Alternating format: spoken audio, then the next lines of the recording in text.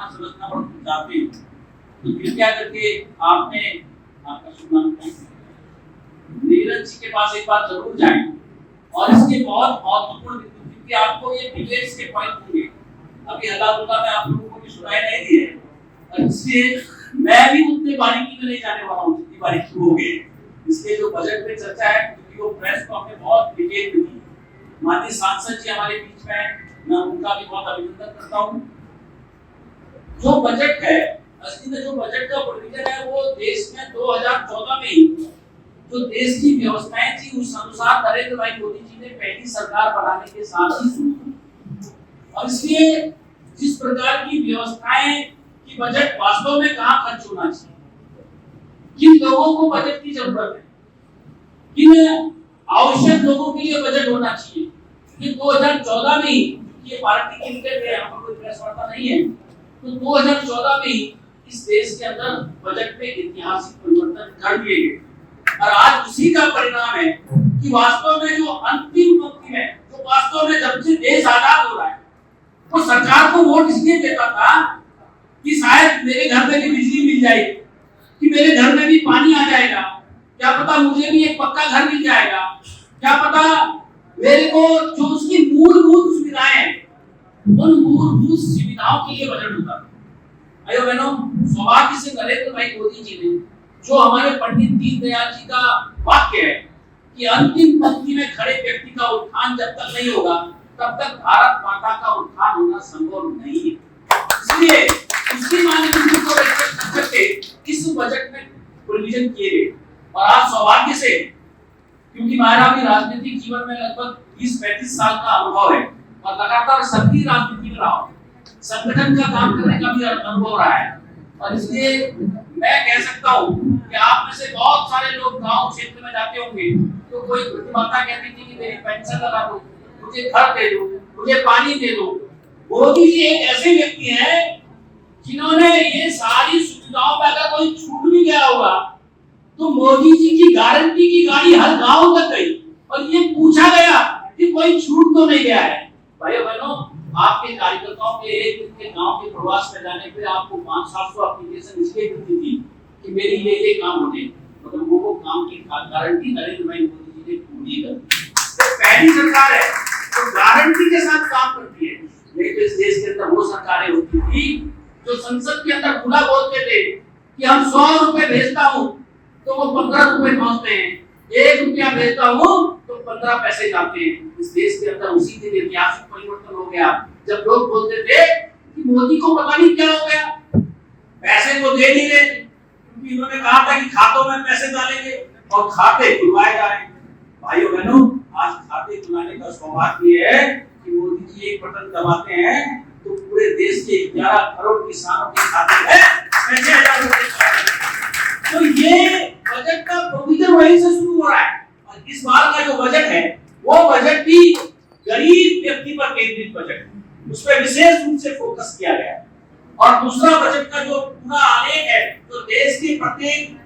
राज्य के अंदर, प्रत्येक गांव के अंदर इंप्लीमेंट हो रहा है, वो गरीब का है,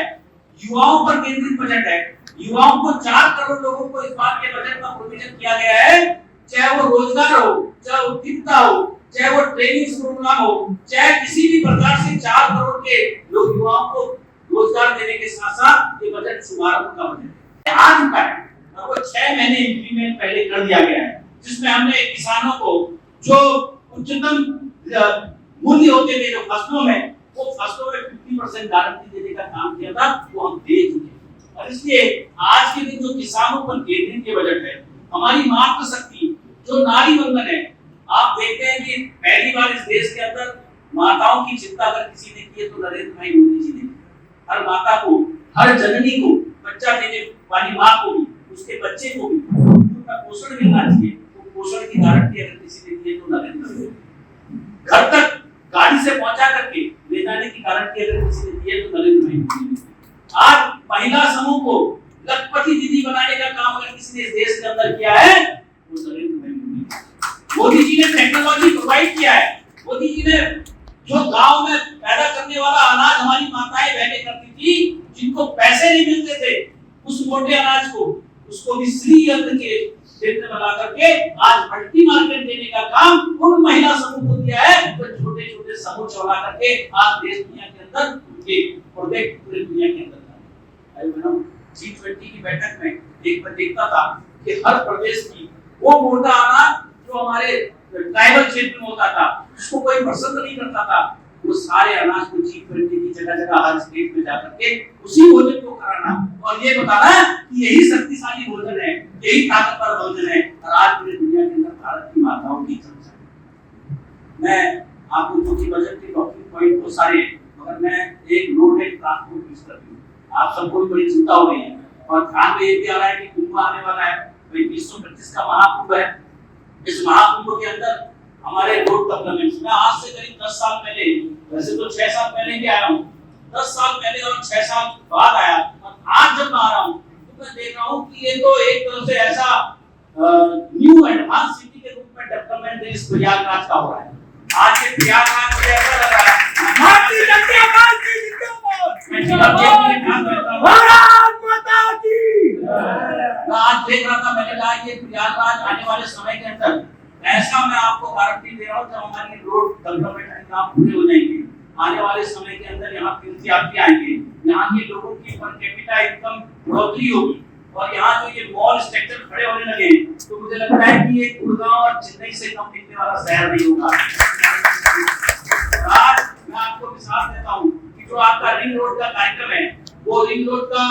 लगभग 2 पैकेज काम कर रहे हैं, 3 पैकेज हमारे 2 पैकेज में काम चल रहा है, 1 पैकेज रुका हुआ है। उस पैकेज को भी हम जल्दी से जल्दी हम काम को पूरा कर लेंगे। तीसरा, एक डीपीआर और रिंग रोड की हम बना रहे हैं, उस रिंग रोड की डीपीआर को भी हम बहुत जल्दी सेंसर कर लेंगे, क्योंकि मैं सांसद जी के माध्यम से उस पेपर को आपके लिए पेपर में पब्लिश कर दूंगा, क्योंकि बहुत सारी चीजें हैं, कल के पेपर में भी बहुत सारी चीजें आने वाली हैं, शायद संभव तो आपको दीजिएगा।